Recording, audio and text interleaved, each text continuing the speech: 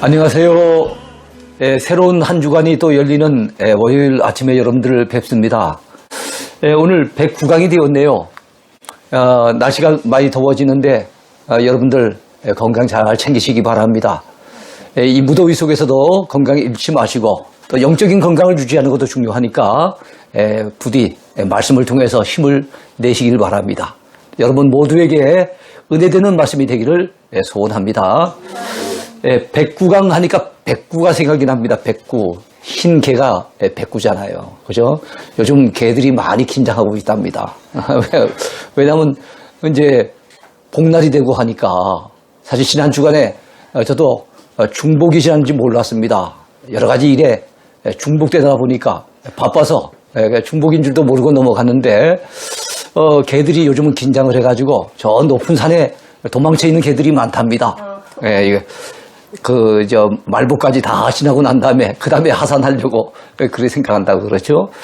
어쨌든 여름에는 참 우리의 건강 위해서 보양식도 드시고 합니다만 하나님 말씀보다 더 좋은 보양식이 어디 있겠습니까? 아무쪼록 여러분 영혼에 큰 힘을 얻는 귀한 말씀이 되기를 소원합니다. 자, 오늘 광야 1세대의 실패라고 하는 주제로 살펴볼 거예요. 자, 민수기의 말씀은 여러분 핵심 주제가 실패책이라는 것입니다. 누구의 실패요? 바로 하나님의 백성, 선민들의 실패입니다.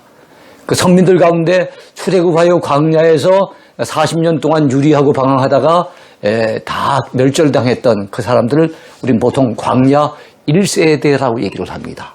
광야 1세대는 실패하는 거예요. 자, 민수기 들어가기 보겠습니다. 자, 민수기를 왜 민수기라고 할까요? 민수기의 히브리 성경의 원명칭은 서두를 따서 베미드바르라고 합니다. 베미드바르. 그 의미는 광야에서 이런 뜻입니다. 그래서 민수기의 그 서두가 아주 그 민수기 전체 분위기를 잘 보여주는 그런 책입니다. 광야에서 유리하며 방황하다가 멸절당하는 바로 이스라엘 백성들의 이야기가 이 민수기에 잘 보여지고 있습니다. 광야에서의 이스라엘 이렇게 보시면 되겠죠. 자, 이스라엘 백성들이 광야에서 방황을 하는 것을 잘 보여주는 책이 바로 이 민수기입니다. 다만 헬라 역본인 70인역, 이 70인역에서는 본서에 두드러지게 등장하는 두 번의 이야기가 있는데 무슨 이야기인가 하면 인구조사입니다. 인구조사. 여러분 성경에서 인구조사한 얘기가 좀처럼 잘 안 나와요. 다윗 시대 때 사무엘 하에서 인구조사 얘기하는 얘기가 잠깐 나옵니다만은 인구를 아주 면밀하게 조사해서 그 세세한 숫자까지 잘 나오는 것 어떻게 보면 민수기가 유일합니다. 자, 그래서 민수기는 1장과 26장 이 두 장에 걸쳐서 인구조사가 되는 거예요. 1장에서는 시내산에서 인구조사하는 거, 26장에서는 모압 평지에서 인구조사하는 내용이에요. 1장에서는 광야 1세대의 인구조사, 26장에서는 광야 2세대의 인구조사 이렇게 보시면 되겠죠. 자, 백성들의 수를 헤아린 기록이라는 뜻을 지닌 민수기, 영어에서는 넘버스라고 얘기를 하는데요. 백성들의 수를 헤아린 기록이라는 거죠. 자, 저자는 누굽니까? 역시 모세오경이니까 본서의 저자 역시 모세입니다. 창세기도 모세, 출애굽기도 모세, 그 다음에 레위기도 모세, 민수기와 신명기까지 다 모세가 기록했기 때문에 5건의 이 경전을 모세오경 그렇게 얘기합니다. 자, 세 번째는 주제를 보겠는데요. 민수기의 주제가 뭘까요? 자, 민수기는 선민들의 광야에서의 방황과 실패가 그 주제라고 볼 수 있습니다. 방황과 실패입니다. 자, 실패의 주된 원인이 뭘까요? 광야 1세대의 불신앙과 그로 인한 불순종으로 바로 실패가 찾아오게 된 거예요. 그렇습니다. 믿음이 없는 이 불신앙은 결국에는 하나님의 말씀에 순종하지 못하게 하는 불순종으로 전락이 됩니다. 그리고 그 불순종의 결과 어떻게 됩니까? 우리 인간에게 찾아오는 것은 불행입니다. 불신앙은 불순종을 낳고 불순종은 불행을 낳습니다. 참 안타까운 거죠. 자, 특별히 그들은 하나님께서 이스라엘 백성들을 출애굽시키신 주된 목적인 가나안 땅의 입성을 거부를 한 거예요. 다른 죄도 크지만, 다른 불순종도 정말 하나님께서 싫어하시지만, 여러분, 하나님께서 기적 같은 역사로 그 사람들을 애굽에서 출애굽시켜가지고 기적 같은 역사로 광야에서 지금까지 이끌어 오셨단 말이에요. 홍해를 가르시고 하늘에서 만나를 공급하시고 반석을 쳤을 때 물이 터져 나오게 하시고, 정말로 하나님이 기적 같은 역사로 놀라운 은혜로 거기까지 인도해 내셨는데, 여러분, 인도하신 이유가 뭡니까? 하나님께서 오래전 아브라함과 이삭과 야곱, 믿음의 조상들에게 약속하신 대로 그 땅을, 가나안 땅을 바로 아브라함의 후손들에게 주시기 위해서, 그래서 하나님의 약속을 성취하시기 위해서 거기까지 이끌어내셨는데, 가나안 땅에 못 들어가겠다는 겁니다. 기골이 장대한 그 사람들과 어떻게 해볼 방법이 없고, 거기 들어가면 우린 다 사로잡히고 다 죽게 될 것이니까 못 들어가겠다고 뻗대는, 경상도 말로는 뻗댄다고 얘기를 하잖아요. 마지막 발버둥을 치는 그 백성들, 그로 인해서 하나님이 진노하셨어요. 그래서 그들이 정말로 말한 그대로 저 땅에 못 들어가겠다, 안 들어가겠다 그러니까 그들이 말한 대로 결국에는 그 땅에 들어가지 못하도록 하나님께서 징계를 내리세요. 40년 동안 광야에서 유리하고 방황하다가 결국에는 그 사람들은 다 이 세상을 떠나게 되죠. 대다수가. 믿음의 사람 일부와 광야 2세대, 광야에서 새로 태어난 2세대를 제외하고는 거의 다 세상을 떠나게 됩니다. 자, 어쨌든 하나님의 진노를 해서 결국 광야에서 멸절당하고 마는 이야기, 이 슬픈 기록이 바로 민수기의 이야기입니다. 자, 네 번째는 구조 분석입니다. 민수기는 어떤 구조로 펼쳐지고 있을까요? 자, 민수기는 그 구조가 세 부분으로 나눠져 있습니다. 출애굽기도 세 부분으로 나눠져 있는데 민수기 역시도 마찬가지예요. 자, 신의 광야에서의 떠날 준비를 합니다. 1장부터 10장까지. 그동안은 신의 광야에서 약 10개월 정도 머물렀잖아요. 그리고 그동안에 머물러 있는 동안에 히브리 언약을 받았습니다. 그 다음에 십계명을 받았습니다. 그 다음에 기타 율법을 받고 또 성막의 제도에 대해서 받아서 성막을 만들기까지 했어요. 이제 준비가 다 이제 갖춰졌습니다. 그래서 이제는 인구조사를 하고 이제 떠날 채비를 하는 거예요. 그런 내용이 1장부터 10장까지의 내용입니다. 가데스 바네아의 진행과 그곳에서 일어난 사건, 이것이 10장부터 10장 후반부부터 20장까지 내용이에요. 가데스 바네아, 대단히 중요한 지명입니다. 여기에서 12정탐꾼을 보냈고 그들이 돌아와서 10대 2로 갈려지죠. 믿음의 고백을 한 사람은 여호수아와 갈렙 두 사람뿐이고 나머지 10사람 다수가 불신앙의 보고를 했어요. 그리고 그 영향을 받아서 이스라엘 백성들이 막 그냥 아우성을 치면서 저 가나안 땅에 못 들어가겠다고 그들이 하나님 앞에 결국에는 불순종하게 되는 겁니다. 그 사건이 벌어진 것이 가데스 바네아입니다. 그래서 시내산에서 가데스 바네아로 진행되는 과정과 그 속에서 일어났던 사건들, 이것이 바로 두 번째 펼쳐지는 이야기입니다. 자, 그렇다면 민수기의 맨 마지막 구조에는 어떤 내용이 들어갈까요? 모압으로의 진행과 그곳에서 일어난 사건입니다. 모압은 넓은 평지가 펼쳐져 있는데 그 모압 평지에서 바로 이제 신명기의 그 유명한 설교를 모세가 마지막으로 전하고 모세는 세상을 떠납니다. 그래서 모압 평지는 이제 이스라엘 백성들이 가나안 땅에 들어가기 직전의 상황, 그리고 거기에서 뭐가 됩니까? 이제 한 지도자는 세상을 떠나고 새로운 지도자가 세워지고, 그로 말미암아 이제는 하나님이 약속하신 그 약속의 땅에 들어가기 바로 직전의 상황이 바로 이 모압 평지에서 펼쳐지는 내용이에요. 자, 그래서 모압으로 진행되는 내용과 그 진행되는 과정 속에서 일어난 사건들을 20장부터 시작을 해서 36장까지 이렇게 잘 상세하게 기록하고 있습니다. 자, 애굽에서 그들이 출애굽할 때 어디에서 출발해 왔습니까? 라암셋이라고 하는 곳이 있어요. 라암셋에서 출발을 합니다. 자, 이스라엘의 출애굽 역사의 중요한 분기점이 되는 곳은 여러분 라암셋에서 출발해서 2달 만에 시내산에 당도하거든요. 시내산, 이게 대단히 중요합니다. 그 다음에 두 번째 중요한 것은 가데스 바네아가 중요하죠. 세 번째 중요한 것은요, 모압 평지입니다.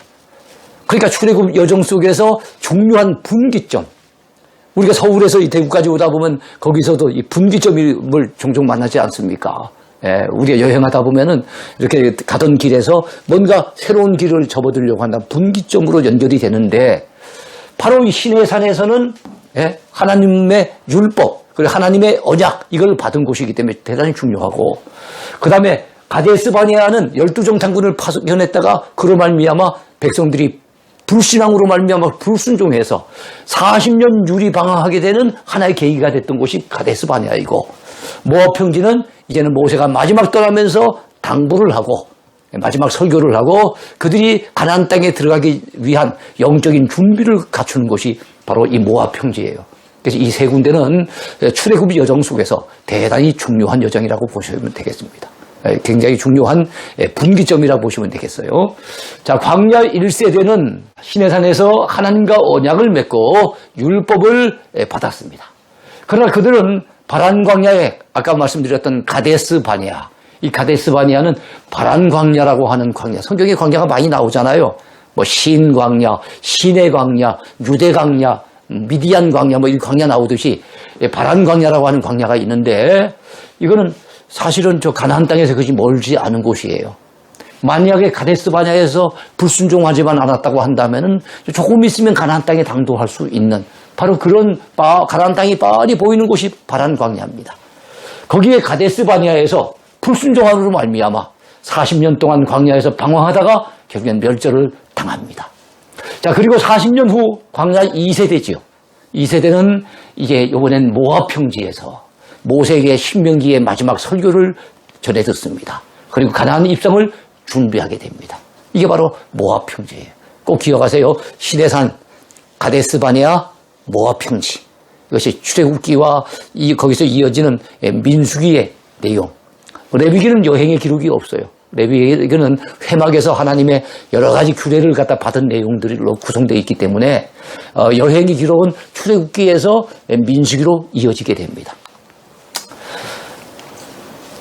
자, 이번엔 민수기 펼쳐보기를 한번 살펴볼까요? 민수기의 이제 본론으로 들어가는 겁니다.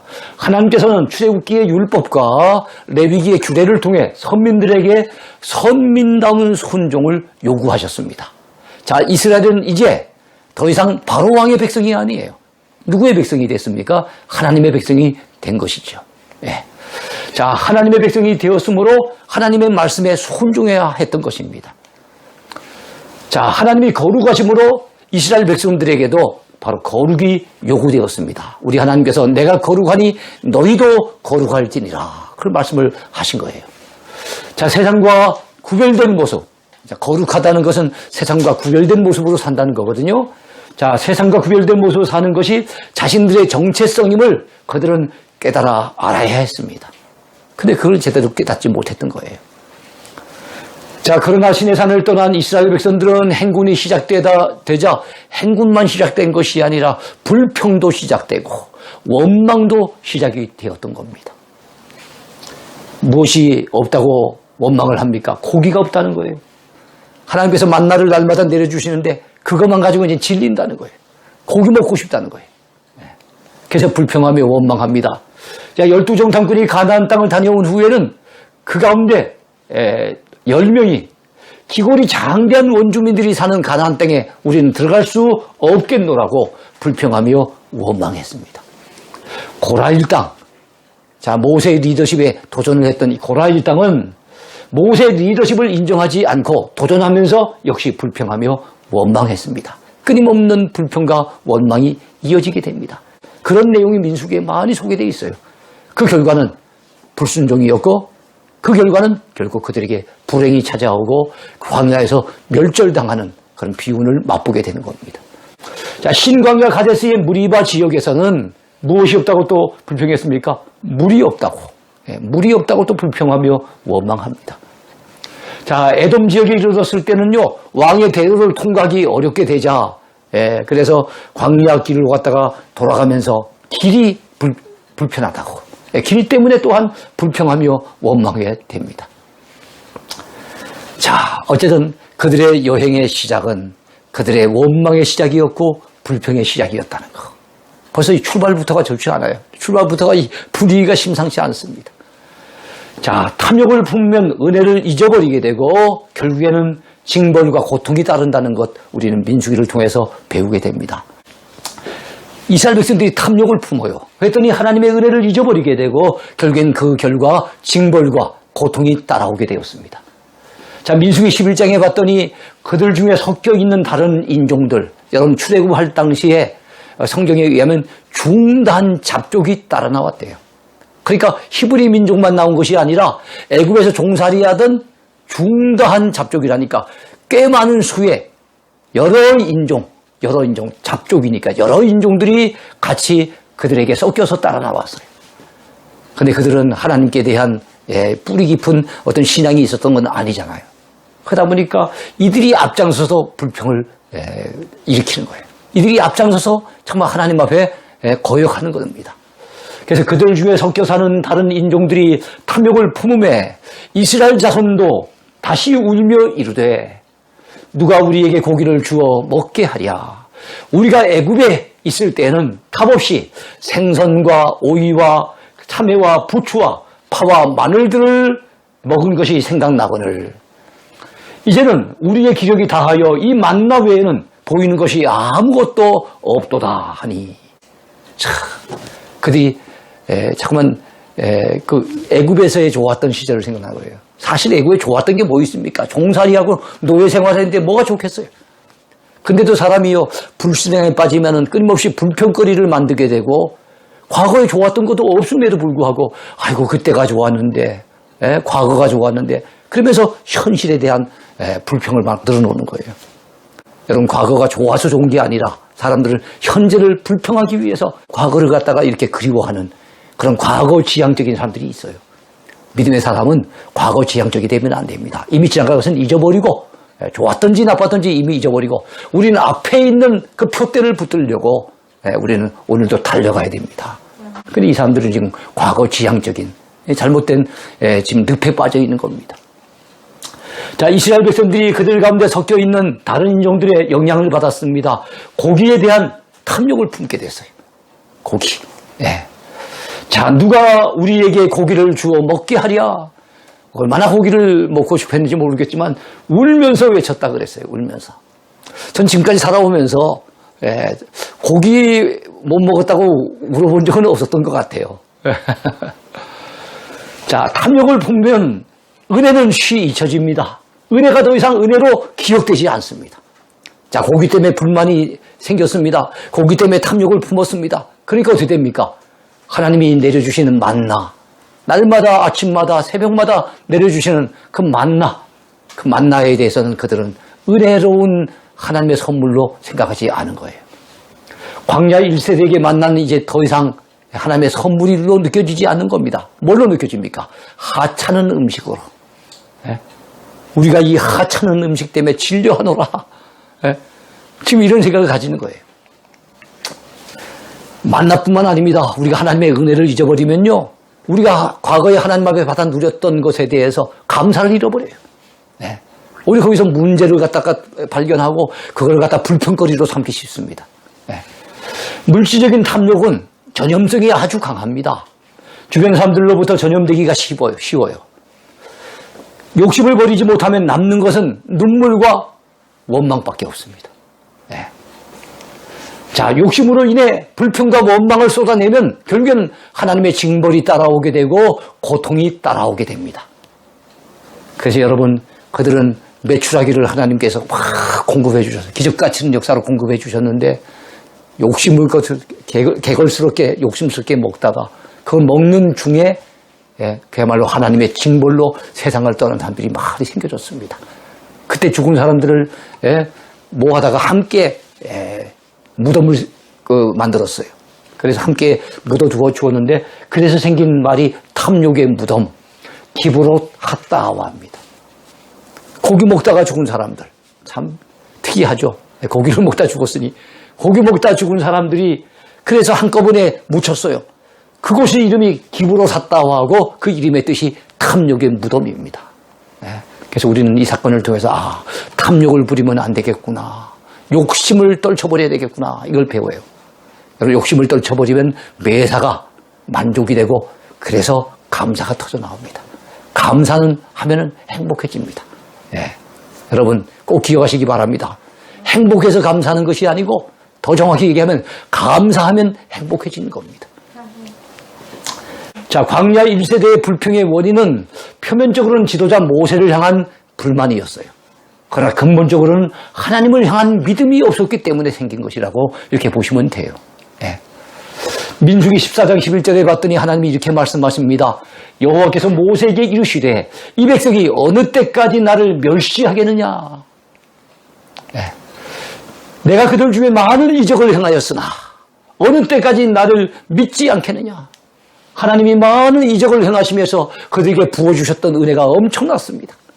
근데 그것을 기억하지 못하고 욕심이, 탐욕이 그들의 마음을 붙들고 있으니까 그에 대한 감사는 다 잃어버리고 오히려 하나님을 멸시하고 하나님을 믿지 아니함으로 불평과 원망을 늘어놓는 이 이스라엘 백성들, 그들에게 대해서 하나님은 이제 인내심이 한계에 다다르게 된 거예요. 자, 믿음 없는 사람은 믿음 없는 원망의 말을 합니다. 또는 불평의 말을 하지요. 자, 믿음 없는 사람은 믿음이 없기에 불순종하며 거역하는 행동을 하지요. 믿음 없는 사람은 결국엔 불순종해요. 하나님의 말씀에 거역합니다. 광야 1세대의 최고의 불순종이 무엇이겠습니까? 하나님께서 주신다고 약속하신 약속의 땅, 언약의 땅을 거부한 거예요. 가나안 땅 안 들어가겠다는 거예요. 자, 그들의 불신앙과 불순종은 그동안 하나님께서 그들에게 베풀어 주셨던 은혜를 아무것도 아닌 것처럼 만들어버렸어요. 엄청난 은혜를 받았는데 하나님이 기적 같은 역사로 그들을 거기까지 인도하셨는데 탐욕을 품게 되고 그것으로 인해서 그만 속상하다고 원망하고 불평하게 되어지니까 하나님의 은혜는 더 이상 은혜가 아닌 거예요. 여러분, 은혜를 놓쳐버리는 순간 우리는 영적으로 잠들게 되고 영적으로 병들게 됩니다. 이거 기억하셔야 돼요. 지금까지 그들을 인도하시는 하나님의 사역을 무의미하게 만들어버렸어요. 민수기 14장 27절부터 보면 이런 말씀이 나옵니다. 나를 원망하는 이 악한 회중에게 내가 어느 때까지 참으랴. 이스라엘 자손이 나를 향하여 원망하는 바, 그 원망하는 말을 내가 들었노라. 계속해서 나오는 말이 뭡니까? 원망이란 말이에요. 이스라엘 백성들이 얼마나 원망했으면 하나님이 계속 원망이란 말씀을 이렇게 강조하겠습니까? 너희 시체가 이 광야에 엎드러질 것이라. 너희 중에서 20세 이상으로서 계수된 자, 곧 나를 원망하는 자 전부가 여분의 아들 누구겠습니까? 바로 갈렙과 눈의 아들요, 눈의 아들 바로 여호수아입니다. 여호수아 외에는 12정탐군 가운데 믿음으로 보고 했던 이 두 사람 외에는 내가 맹세하여 너희에게 살게 하리라 한 땅에 결탄코 들어가지 못하리라. 불평 원망했던 10사람의 정탐군도 광야에서 결국 멸절당했고, 그들의 말을 듣고 역시 가나안 땅에 들어가지 않겠다고 막 소리를 질렀던 이스라엘 백성들이 다 광야 가운데서 멸절을 당하는 거예요. 이 가운데, 특별히 이 본문 가운데 원망이라는 단어가 4번이나 등장합니다. 여러분, 불신앙은 결국 불순종을 불러오고 불순종은 결국 불행을 불러온다는 거 잊어버리면 안 됩니다. 이스라엘 광야 1세대의 불신앙은 결국 가나안 땅을 거부하는 불순종을 불러왔습니다. 그러니까 믿음이 있어야 돼요. 믿음이 진실된 믿음, 신실한 믿음, 이 믿음이 없으면 결국에는 그 사람 잠시는 그냥 신앙생활 잘하는 것처럼 보일지 모르겠지만 결국에는 하나님의 말씀에 불순종합니다. 자, 원망 불평하는 그들에게 삶의 목표가 사라졌어요. 가나안 땅이 목표였는데 가나안 땅 안 들어가겠다고 원망하고 불평하는 그들은 더 이상 이제 그들의 인생의 표대가 사라져 버렸어요. 그러니까 광야에서 뭐 어떻게 되겠습니까? 방황할 수밖에 없지요. 여러분, 방향을 잃는 순간 사람은 방황합니다. 목표가 사라진 순간 그 사람의 삶은 방황할 수밖에 없는 그런 삶이 되는 거예요. 그리고 그 방황의 끝은 결국에는 불행이요 멸망이 되고 말았습니다. 여러분, 불평하면 안 됩니다. 원망하면 안 됩니다. 원망하면 원 없이 망합니다. 불평하면 불행이 평생 따릅니다. 제 나름대로 한번 그렇게 해봤더니 딱 이게 맞는 것 같더라고요. 자, 원망과 불평은 하나님께서 행하시는 처사는 잘못되었고 내 생각이 맞고 내 주장이 맞다라고 하는 이게 잘못된 교만, 이 교만 때문에 이런 생각들이 생겨나는 거예요. 자, 교회 안에 우리는 원불교 신자가 되면 안 됩니다. 제가 누차 얘기하죠. 원망하며 불평하며 교만에 빠진 그런 신자가 돼서는 안 됩니다. 예. 자, 어느 시대든지 믿음 없이 불순종하는 사람들이 다수이지만 믿음으로 하나님 편에서는 소수가 있었습니다. 그리고 하나님은 그 소수를 들어서 사용하십니다. 자, 12정탐꾼 가운데 여러분 10명이 불신앙의 보고를 했어요. 믿음으로 보고한 사람은 단 2사람밖에 없습니다. 여호수아와 갈렙 2사람뿐이었어요. 믿음 없는 다수는 하나님께서 주시고자 하는 가나안 땅을 악평합니다. 하나님이 만드신 그 아름다운 땅, 하나님이 예비하신 그 좋은 땅을 악평하는 거예요. 그 땅에 결코 들어갈 수 없을 것이라고 백성들을 선동합니다. 예. 자, 믿음 없이 불순종하던 다수는 결국 멸절당하고 말았어요. 예. 하나님은 하나님 편에선 소수의 믿음의 사람들을 기뻐하셔서 그들을 구원해 내셨고 그들을 가나안 땅을 기업으로 주셨고 그들을 지도자로 세우셨고 그들의 생애 동안에 엄청난 복을 부어주셨습니다. 여러분, 하나님은 하나님 편에서는 소수를 통해 하나님의 계획을 이루어 가신다는 거 꼭 기억해야 됩니다. 사람이 불순종하여 실패하는 것, 그러면 이제 더 이상 그 일이 실패할 것 같죠? 안 될 것 같죠? 자, 지금 이스라엘 백성들이 가나안 땅에 들어간 것이 하나님의 뜻입니다. 계획입니다. 예? 그런데 많은 다수의 사람들이 불순종함으로 그게 실패하는 것 같지 않습니까? 아니에요. 하나님은 믿음의 소수를 통해서 결국에는 하나님이 이루시고자 하는 그 뜻을 이루어 간 거예요. 그러므로 믿음의 사람들은 결국에 하나님 앞에 쓰임받는 것이고 믿음 없이 불평하며 원망한 사람들은 결국에 하나님 앞에 버림당하고 멸절당하고 마는 겁니다. 여러분, 믿음이 없어서 불평하고 원망하면 결국에 손해나는 건 나예요. 우리 스스로예요. 우리는 그런 불신앙에 빠지면 안 됩니다. 불순종하는 인생이 되면 안 됩니다. 네. 우리 모두는 믿음을 가지고 매사에 믿음을 가지고 생각하고 믿음으로 말하고 믿음으로 행동하며 살아감으로써 정말 하나님 앞에 행복을 누리고 하나님 앞에 멋지게 쓰임받는 주님의 일꾼들이 되어야 될 줄로 믿습니다. 네. 민수기 14장 24절에 봤더니 그러나 내종 갈렙은 그 마음이 그들과 달라서, 그들이라고 하는 것은 10명의 정탐꾼, 그들과 달랐다는 거예요. 그리고 저 불신앙의 다수, 그들과 달랐다는 거예요. 나를 온전히 따랐다고 말씀하고 있습니다. 그가 갔던 땅이 어디입니까? 가나안 땅입니다. 그 중에서도 그가 마음의 비전으로 품고 돌아왔던 땅이 어디입니까? 헤브론 산지입니다. 이 산지를 내게 주소서. 여호수아에 나와 있는 그 말씀, 그 헤브론 산지 그가 갔었던 땅이에요. 그 땅을 그의 자손이 그 땅을 차지하리라. 하나님 그렇게 말씀하셨어요. 그리고 그 말씀하신 대로 되었습니다. 민수기 14장에 보면 곧 그 땅에 대하여 악평. 예, 그 땅은 거민을 삼키는 땅이라 그러고, 예, 기골이 장된 사람들이 있어가지고 그곳에 들어가면 우리는, 예, 메뚜기만도 못하는 우리는 다 붙잡혀 죽을 것이라 그러고, 그 악평했던 자들은 여호와 앞에서 결국엔 재앙으로 다 죽고 말았어요. 그 땅을 정탐하러 갔던 사람들 중에 오직 눈의 아들 여호수아, 그리고 여분의 아들 갈렙. 항상 여호수아의 이름 앞에 눈의 아들 여호수아, 갈렙의 이름 앞에 여분의 아들 갈렙. 참 믿음으로 살았더니, 참 하나님 앞에 믿음으로 살았더니 그 부모까지도 복을 받는 거예요. 그 부모까지도 그 이름의 명예가 높아지는 거예요. 믿음 없는 사람과 믿음의 사람은 근본적인 생각과 시각이 다릅니다.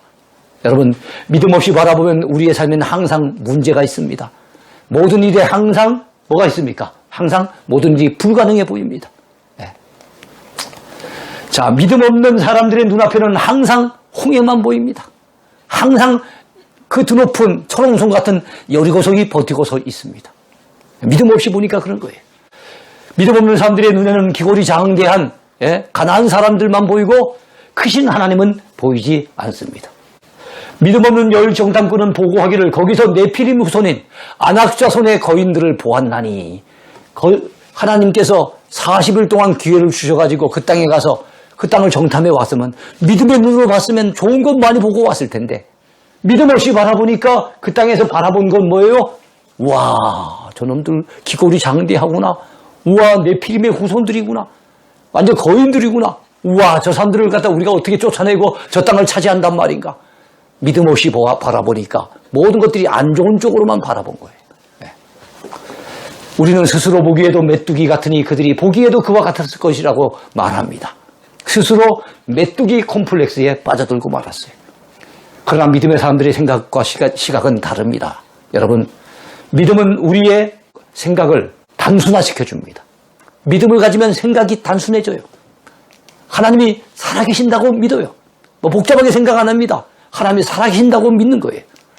그리고 하나님께서 나를 도와주실 거라고 믿는 거예요. 하나님이 나를 도와주시면 못할 일이 없다고 믿는 거예요. 신앙생활을 복잡하게 하면, 복잡한 생각 가지면은 신앙생활을 잘하기 어렵습니다. 여러분, 우리 단순한 믿음 가져야 돼요. 우리 생각을 단순화시켜야 돼요. 여러분, 믿음이 있으면은 비전이 보여요, 비전. 또는 하나님께서 나를 위해 예비하신 젖과 꿀이 흐르는 땅이 내 앞에 아름답게 펼쳐져 보입니다. 들어가서 취해야 될 산지가 보이는 거예요. 예. 믿음이 있으면은요, 비전이 생긴다는 거 잊어버리면 안 됩니다. 민수기 14장 7, 8절에 봤더니 우리가 도로 다니며 정탐한 땅은 심히 아름다운 땅이라. 10명의 사람들은 악평을 했는데 믿음의 사람 두 사람은 어떡합니까? 그 땅은 심히 아름다운 땅이라고 그렇게 지금 선하게 평가를 하고 있습니다. 여호와께서 우리를 기뻐하시면 우리를 그 땅으로 인도하여 들이시고 그 땅을 우리에게 주시리라. 이는 과연 젖과 꿀이 흐르는 땅이로다. 자, 이 믿음의 사람들은 이 믿음으로 이렇게 보고를 하는 거예요. 여러분, 믿음이 있으면 여호수아와 갈렙처럼 매사에 뭐가 생깁니까? 자신감이 생겨요. 자신감이. 예. 할 수 있다고 믿는 거예요. 하나님이 도와주시면 안 될 일이 없다고 믿는 거예요. 예. 그 땅은 능히 우리가 취할 수 있고 그 땅 거민들은 우리의 먹이라고 믿는 거예요. 예. 물론 하나님 없는 사람들, 하나님께 대한 믿음이 없는 사람들도 자신감을 가질 때가 있어요. 하나님 없는 자신감은 교만에서 나오는 겁니다. 교만. 그러나 하나님을 모신 자신감은 어디에서 나옵니까? 믿음에서 나오는 거예요. 예. 여러분, 믿음으로 자신감 있게 살아가시길 바랍니다. 예. 절대로 세상 가운데 우리가 주눅 들면 안 됩니다. 골리앗 앞에서도 큰 소리 쳤던 다윗과 같은 그런 모습으로 우리가 살아가야 됩니다. 자, 민수기 14장 9절을 보시기 바랍니다. 그 땅 백성을 두려워하지 말라. 그들은 우리의 먹이라. 옛날 성경에는 그들은 우리의 밥이라 그랬어요. 예. 그때 성경을 많이 읽어서 그런지 우리의 밥이라 하는 말이 저는 더 마음에 와닿는 것 같아요. 그들의 보호자는 그들에게서 떠났고 여호와는 우리와 함께 하시느니라. 그들을 두려워하지 말라. 믿음의 사람들은 이렇게 믿음으로 보고하는 거예요. 그렇습니다. 믿음의 사람들은 생각이 달라요. 예. 믿음의 사람들은 마음가짐이 다르고 믿음의 사람들은 그 입에서 나오는 말이 다른 거예요. 여러분, 우리 모두 여호수아와 갈렙처럼 믿음 가지고 살아야 되지 않겠습니까? 예, 믿음 가지고 우리 담대하게 이 세상을 호령하면서 이렇게 멋지게 살아가는 저와 여러분 모두가 됐으면 좋겠어요. 날씨가 무덥지만 코로나 상황이 너무 오래 지속되지만 우리 용기 잃지 맙시다. 오늘도 주 안에서 힘을 내고 자신감 가지고 살아가는 복된 하루가 되었으면 좋겠습니다.